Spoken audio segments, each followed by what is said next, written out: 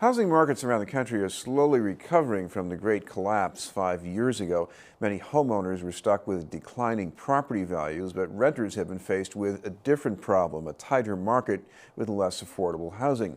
In line with a national campaign, grassroots organizations in Boston are trying to solve both problems, creating more affordable housing while protecting more homeowners from foreclosure. Our guest is from an organization concerned with the lack of affordable housing, especially in Chinatown. We'd like to welcome the Deputy Director of the Chinese Progressive Association, Mark Liu. Thank you very much for being with us, Mark. Thank you for having me. Mark, talk about the big picture here, because it's actually not altogether new either.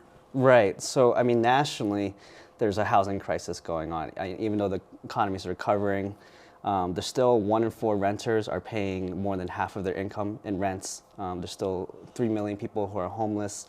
And as you had mentioned, there's still a foreclosure crisis going on.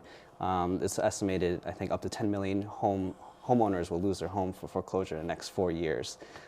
So we're advocating and pushing for more funding for affordable housing, as well as something to be done to reduce the principal for people in foreclosure so that they can stay in their homes. On one hand, these sound like two totally different problems, but I guess one problem makes the other problem worse.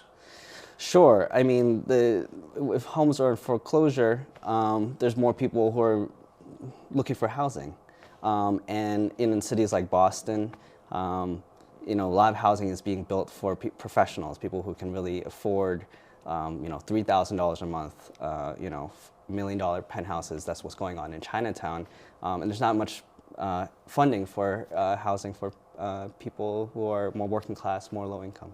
Well, the high-rise buildings, they look very nice, and they have to live in the city too. But how does this affect the needs for housing in Chinatown? Yeah, I mean, I think our issue of it is how disproportionate it is. There's over 2,000 units of luxury market rate units going to be built in Chinatown and the surrounding area. And, since housing is a market-based commodity, that as Chinatown and that area becomes more of a desirable place to live, rents an overall increase in that area. And so for a lot of working class families who have been on the waiting list for affordable housing for years and there's not enough of a supply of that, they're getting pushed out of the community. What about the need for people to live inside or close to Chinatown? Because this is a big state, there are lots of job opportunities away from at least downtown Boston. So is it such a bad thing if people can't live close to Chinatown? Yeah, it's a good question. I mean, we feel like Chinatown is the center of the Chinese community, and for new immigrants who need services, need restaurants or markets that speak their own language, they need to be in Chinatown.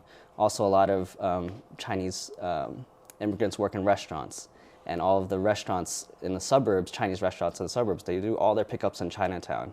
So a lot of times they get home late at night, 2 a.m. after the subway stops running, and they have no way of getting home if they're not living close by. Or they might want to send their kids to the Quincy school. And they want good education for their kids, yes. Now, one of the other concerns you have is a notorious building that I think almost was in danger, I think, for people, not just an unpleasant place to live. Talk about this. Sure. So it's almost a year to this date. Last year, and during the winter, about 40 families had to be evacuated from a building in Chinatown, 19 Harrison Avenue. Because it was found so unsafe. The fire department responded to a fire alarm there, and they were afraid of the structural integrity of the building. Later on, they found numerous fire code violations, fire doors not being able to open, a large rat and rodent infestation. We've heard horror stories from tenants about how they turn on lights and they see hundreds of cockroaches scatter and rats eating through their shoes when they leave them in the hallway. So these are really unsafe conditions for people to live in, but it was only affordable housing that they could afford if they want to live in Chinatown, and they're a new immigrant, and they haven't been on the waiting list for affordable housing for multiple years. Now, the city has dealt with this much as a code enforcement reform issue, and in a very large scale too. Yeah. But what about the people who are in the building? How are they doing? Yeah, so I mean, we applaud the city for what they did for those tenants. There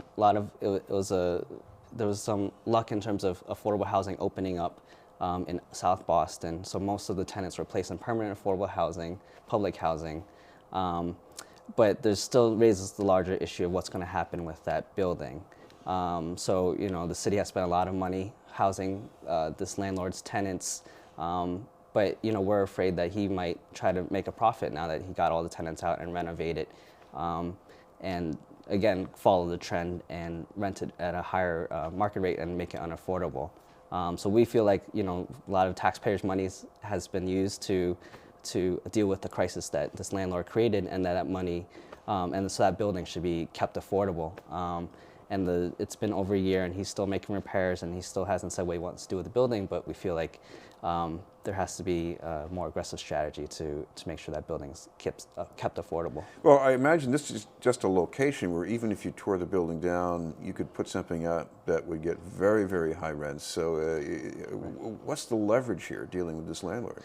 Sure. So we have, from a past campaign, there was a $650,000 that was put aside by the city from development for single room occupancy homes, which is what this building is. And so we feel like, the city said that they would work with us in Chinatown to make sure that we create one of those in Chinatown that's affordable. And so I think that's one carrot for this landlord. Otherwise, we feel like you could put on a public record that, for anything, if he wants to apply for any permits or renovations, that there's some kind of barrier for him because of this case. And, it might sound a little extreme, but there's also eminent domain that was used to create the highway in Chinatown and tore down a lot of housing in Chinatown. But so why not use that power or that leverage to be able to preserve affordable housing in the neighborhood? Of course, there's also a wider picture here, too, as far as people needing more affordable housing. And I think government subsidies are also sort of drawing up. So this is going to be a tough thing to bring off in general. Yeah, so that's why we're part of this national campaign, because we see it is a root issue around funding for affordable housing. So, today we're launching a national campaign, Homes for All, with the Right to the City Alliance in 11 cities nationwide, calling for more funding for affordable housing. The other thing, I guess you have planned here, sort of a piece of drama or a message around this building on Harrison Avenue? Yes, so we have a rally today, starting at 4 o'clock at the State T Station, and then we'll be marching by Fannie Mae's office and Bank of America's office to ask them to address the foreclosure issue. And we'll be ending in Chinatown at 5 o'clock with a press conference, and we'll be doing a banner drop next to the building, calling for keeping that building affordable, as well as homes for all.